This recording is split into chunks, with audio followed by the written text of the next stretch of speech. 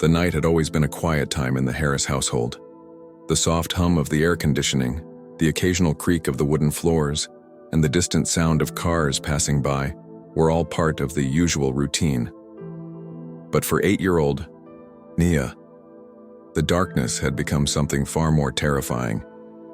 Every night, just as the house settled into silence, she would wake up to the presence of someone in her room.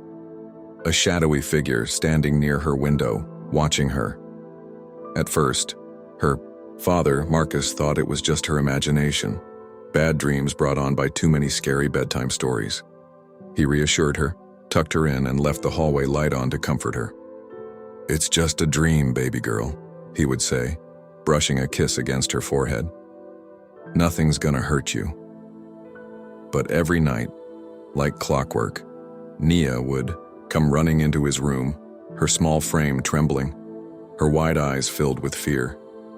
"Daddy." He was there again. "He's real," she whispered, gripping the edge of his blanket.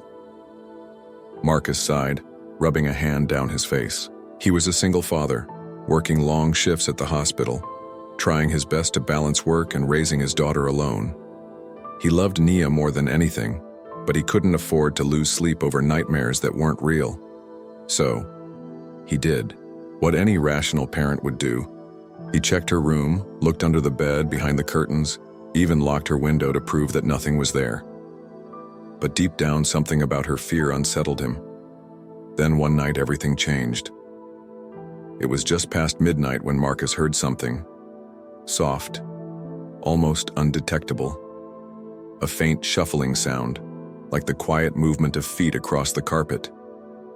His breath caught in his throat. At first he thought it was Nia sleepwalking, but when he turned over, he saw her standing in his doorway, frozen, her face pale with fear. "He's in my room," she whispered, her voice barely audible. A chill ran down Marcus's spine. He had dismissed her claims for too long, convinced himself that it was nothing more than a child's overactive imagination. But now, as he saw the sheer terror in her eyes, something told him this was different. This was real. His heart pounded as he grabbed the baseball bat from beside his bed and moved toward her room. The hallway felt longer than usual, stretching into a darkness that suddenly seemed alive. When he reached Nia's door, he hesitated. Then, with a deep breath, he pushed it open. The room was still. Too still. The curtains rustled slightly as a breeze slipped in through the window. Wait, the window was locked. Or at least it should have been. And then he saw it. The closet door, open just an inch wider than it had been before. Marcus's fingers tightened around the bat. His pulse roared in his ears as he stepped forward. "Nia," he said quietly, his voice steady despite the fear clawing at his chest. "Go to my room and lock the door." She didn't argue. She ran, and as Marcus reached for the closet handle, he knew he wasn't alone in that room. Marcus took a slow, steady breath, his fingers tightening around the bat. The air in Nia's room felt heavier, like something unseen was pressing down on him. His heartbeat pounded in his ears as he reached for the closet door, fingers brushing against the cold metal handle. For a split second, he hesitated. What if no one was in there? What if he was scaring himself over nothing? But then he thought of Nia, her trembling hands, the fear in her voice, the way she had stood frozen in the doorway. She wasn't making this up. With one swift motion, he yanked the door open. The closet was dark, the faint glow from the nightlight barely illuminating the space. Clothes hung limply from their hangers, shoes neatly lined against the wall. Nothing seemed out of place. But then, his eyes landed on something that shouldn't have been there. A footprint, small, almost unnoticeable, pressed into the soft carpet. His stomach twisted. His mind raced to find a logical explanation. Maybe it was Nia's? Maybe she had stepped inside while playing earlier. But the footprint was larger than hers. And worse, there was more than one. Marcus reached up, flipping on the closet light. His breath caught in his throat. Along the back wall, just beneath the hanging clothes, was a small hole, not much bigger than a fist. hidden behind a few stuffed animals Nia no longer played with.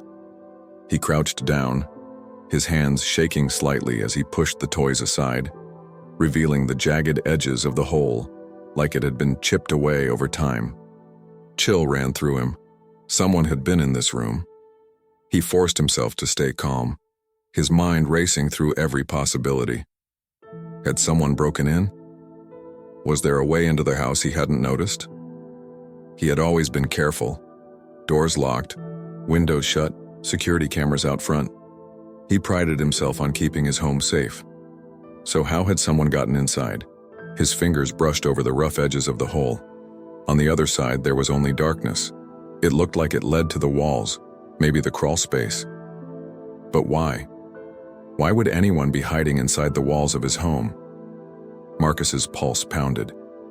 He had two choices: check the crawl space himself or call the police. Then he heard it, a soft sound, so faint he almost thought he imagined it. Breathing, slow, measured, coming from inside the wall. His entire body tensed. Someone was there. He stumbled back, his heart nearly stopping as the air seemed to thicken around him. Every instinct in his body screamed at him to run, to grab Nia and get out of the house. But another part of him, the part that had spent years protecting his daughter, the part that refused to be afraid, held him in place.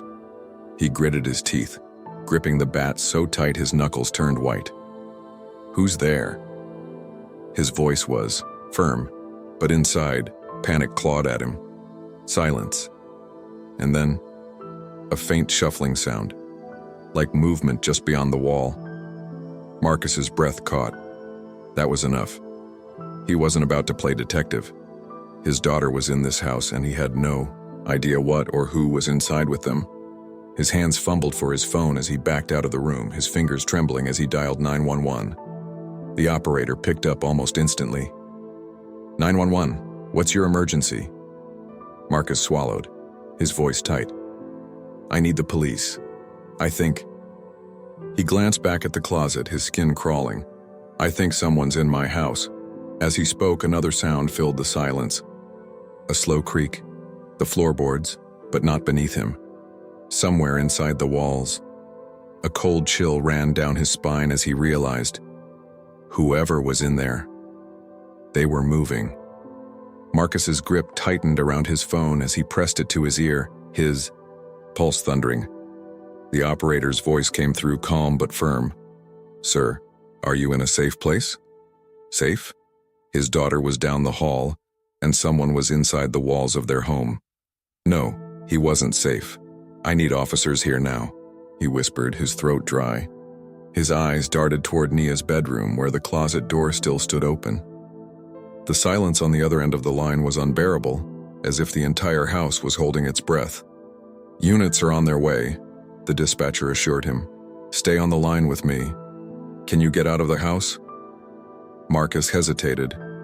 He wanted to grab Nia and run. Every instinct screamed at him to leave, to get his baby to safety. But what if whoever was in there heard them trying to escape? What if they moved before the police arrived? A soft creak echoed from inside the walls, sending a shiver through him. He could almost feel it.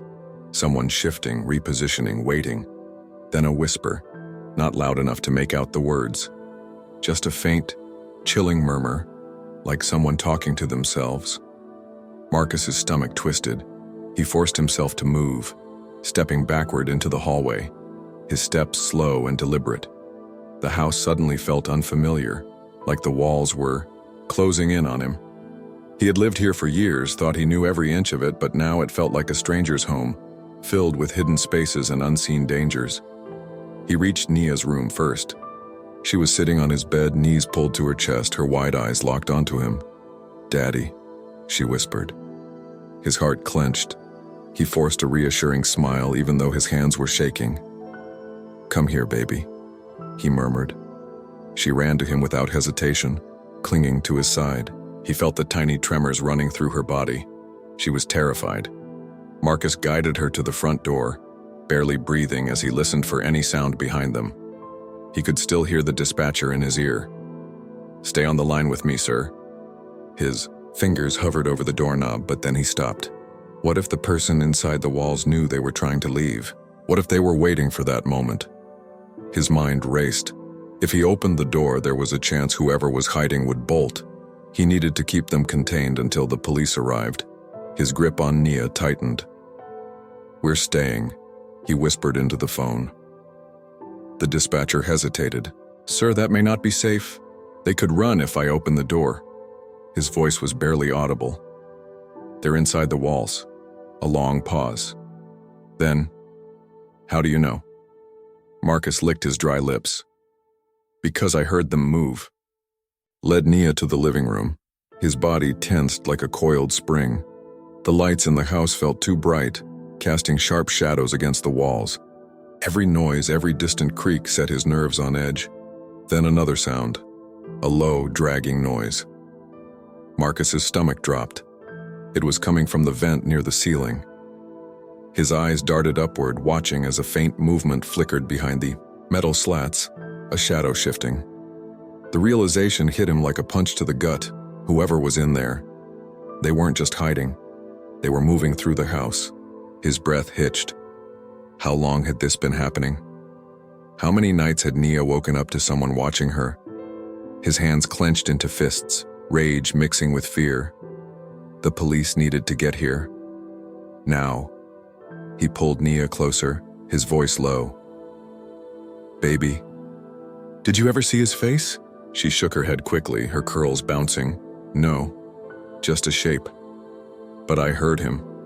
Marcus swallowed hard. "What did he say?" Her little hands gripped his shirt tightly. "He said my name." A cold, heavy weight settled in his chest. Before he could respond, the sound of sirens filled the air, growing louder as they neared the house. Blue and red lights flashed through the curtains, casting eerie colors across the walls. Then, a loud thump from the ceiling, and the sound of something, or someone, suddenly scrambling to move. Marcus's breath caught as the thumping overhead grew frantic. The sound of scurrying, something, or someone, moving fast through the vents sent a wave of cold fear through him. Whoever was in the house knew the police had arrived. They were trying to get out. Nia buried her face in his side, her small fingers digging into his shirt. "Daddy, is he gonna get us?" she whispered, her voice barely audible over the pounding of Marcus's heart. "No, baby," he whispered back, though he wasn't sure if he was saying it for her or himself. His grip tightened around the bat in his hand. He wasn't going to let anything happen to her. A loud bang echoed from the ceiling, followed by a metallic rattling, the air vent. Marcus's stomach twisted as he realized they were trying to escape through the duct system. The police lights flashed through the windows, and a voice called out through a megaphone. "This is the police! Step out of the house with your hands up!" But whoever was inside wasn't coming out. They were moving faster, the thumping and scraping growing louder, more desperate. Marcus's mind raced. If they got out before the police got inside, he might never know who had been watching his daughter. He couldn't let that happen. The front door suddenly rattled as officers banged on it. "Police, open up!" Marcus barely had time to move before the door burst open, and two officers rushed in, guns drawn. His hands immediately went up and he held Nia close. "We're the ones who called," he said quickly, his voice tight. One officer, a tall man with sharp eyes, glanced around. "Where is he?"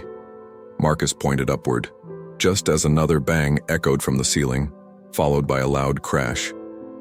Something, or someone, had fallen. The officers exchanged a look before one of them spoke into his radio. "Suspect is still inside. Possible attic access or crawl space." Marcus's skin crawled. Whoever had been hiding wasn't just moving through the walls. They had been living there. The officers moved quickly, their footsteps heavy as they made their way toward the hallway. One of them gestured for Marcus to stay put, but he couldn't stop himself from following at a distance, Nia still clinging to his side. Then, another noise. Not from the ceiling this time. From behind the wall. A muffled grunt, the sound of breathing, ragged and panicked. Marcus's heart pounded as one of the officers stopped near the air vent. his hand hovering over his gun. The house fell eerily silent except for the faint sound of someone shifting just beyond the drywall. Then slowly, the vent cover began to move. Marcus sucked in a breath. The officer stepped forward, gun raised. "Come out, now." For a moment, nothing happened. Then the vent cover slid open just enough for a single pale hand to emerge. Filthy, thin, fingers trembling. Marcus felt sick.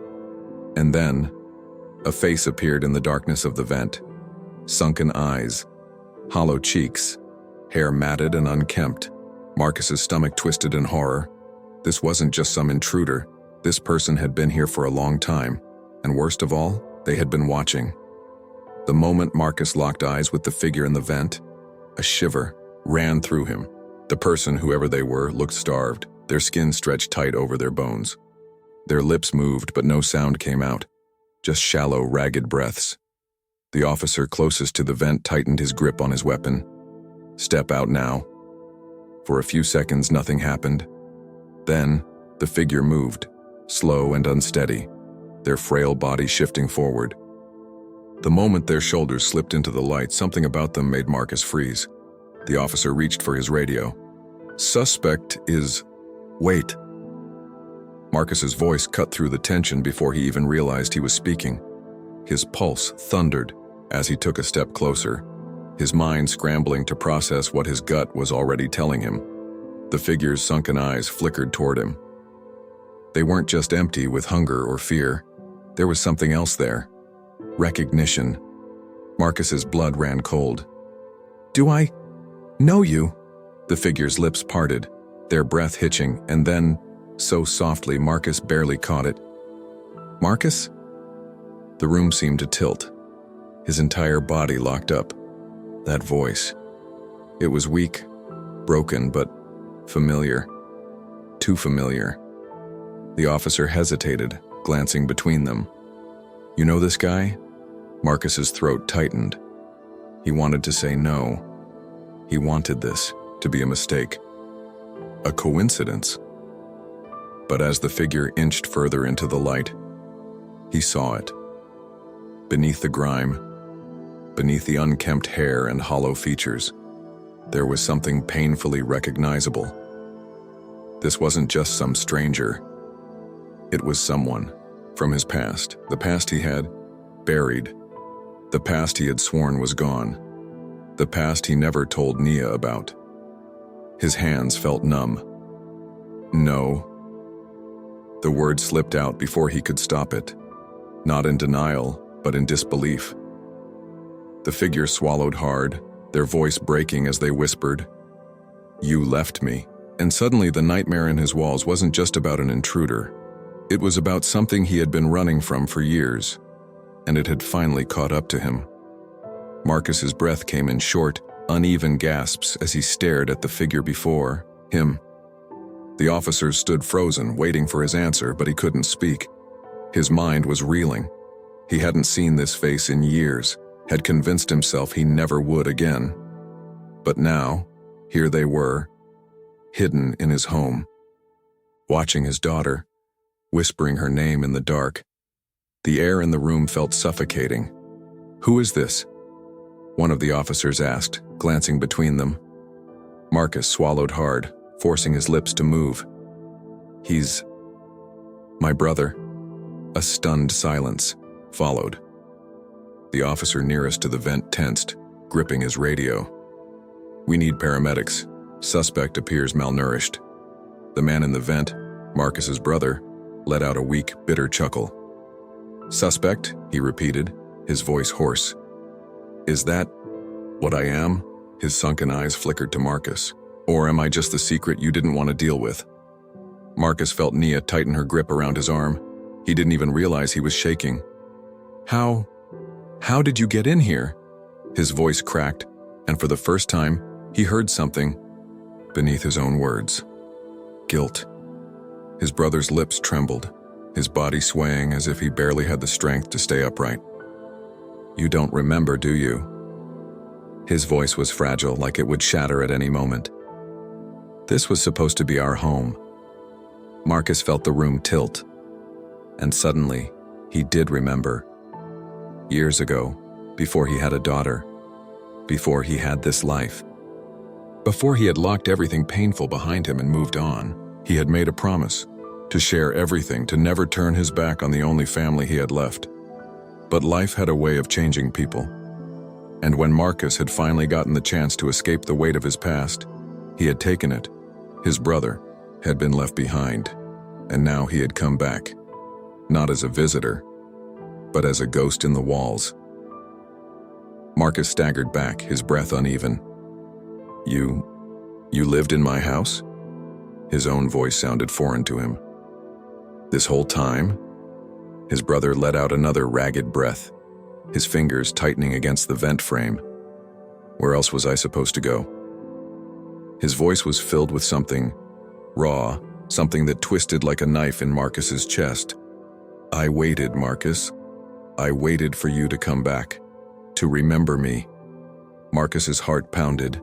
The weight of those words settled over him, crushing. "You could have told me." A humorless smile flickered across his brother's cracked lips. "Would you have listened?" The answer was there, even if Marcus didn't want to admit it. The officers moved in then, carefully pulling his brother from the vent, their hands steady, but firm. He didn't resist. He barely had the strength to stand. As they lowered him to the floor, Nia tugged on Marcus's sleeve, her small voice barely above a whisper. "Daddy, is he sick?" Marcus looked down at her, his chest tightening. He had been so consumed with fear, with anger, that he hadn't even stopped to see it. His brother wasn't just hiding. He was starving, weak, desperate. The police asked questions. Marcus answered them in a daze. They needed to know how long his brother had been there, how he had survived. Had he ever hurt Nia? Had he stolen food? Had he planned to do something worse? But Marcus barely processed it. His mind was stuck in the past, on the moment he had left and never looked back. As the paramedics arrived and placed his brother onto a stretcher, Marcus stepped forward, his voice hoarse. "Why now?" His brother turned his head slowly, his tired eyes locking onto Marcus's. "Because I had nowhere else to go." And just like that, the weight of it all crashed down. Marcus had spent so long thinking he had left his past behind, but it had never really gone away.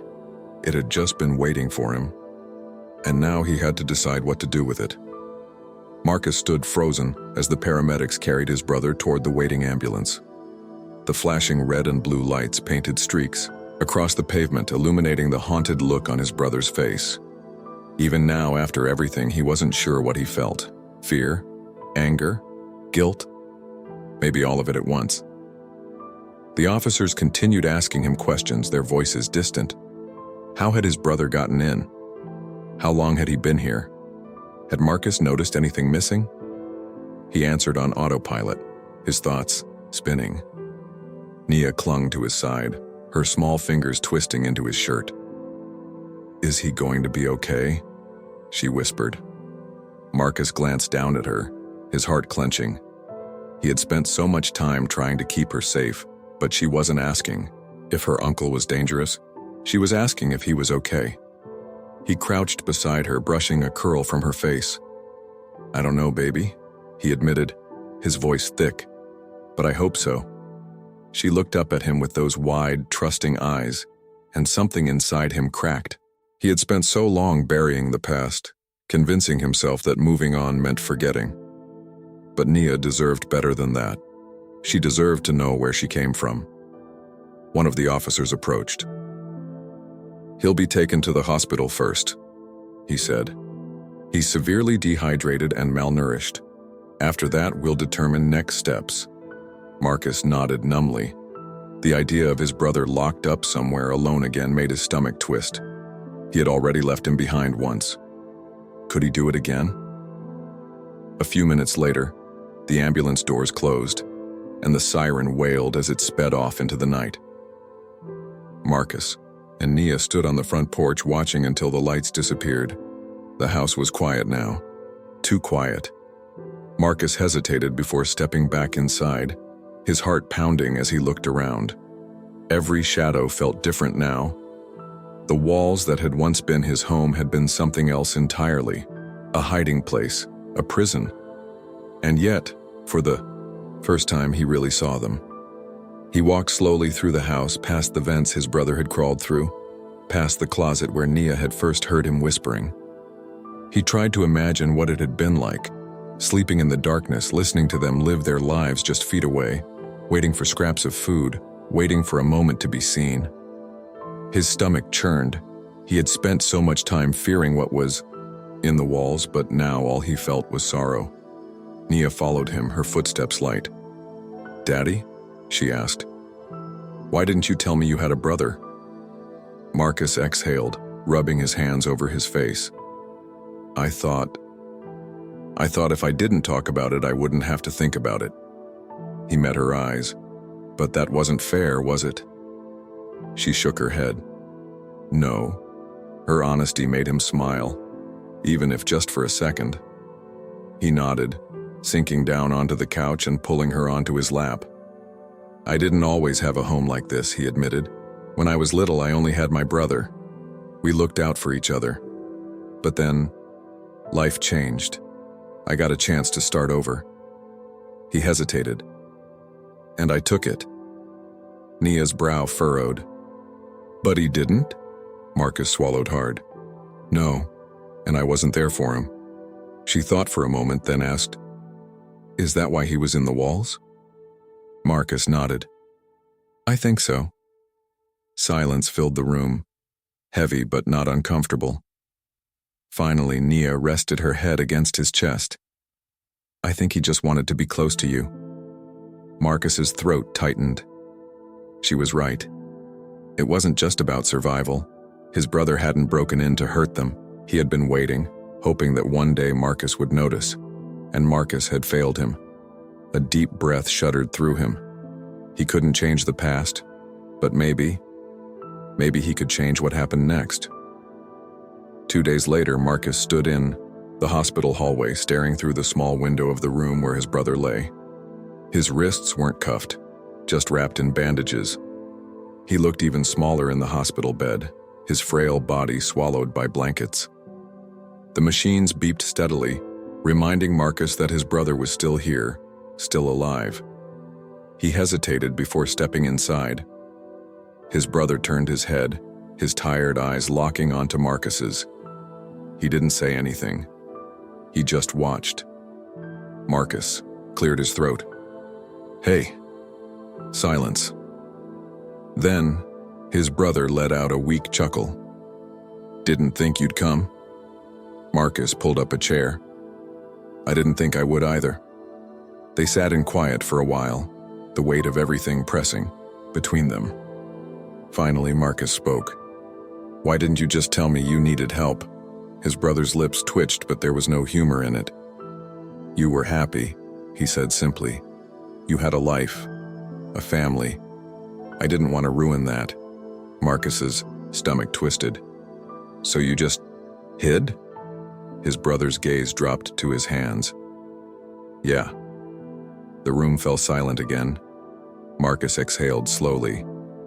"You don't have to do that anymore." His brother looked up sharply, disbelief flickering in his eyes. "What?" Marcus swallowed against the lump in his throat. "I'm not leaving you behind again."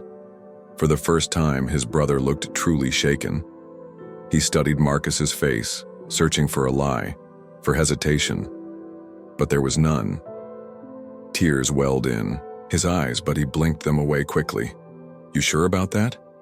His voice was barely above a whisper. Marcus nodded. "Yeah, I am." His brother exhaled, closing his eyes for a moment like he was letting himself believe it. Then he opened them again, a hint of something unfamiliar in his expression. "Hope." Marcus reached out, resting a hand on his brother's shoulder. "We'll figure this out. Together." For the first time in years, it felt like he meant it. And for the first time, his brother didn't look like he was about to disappear.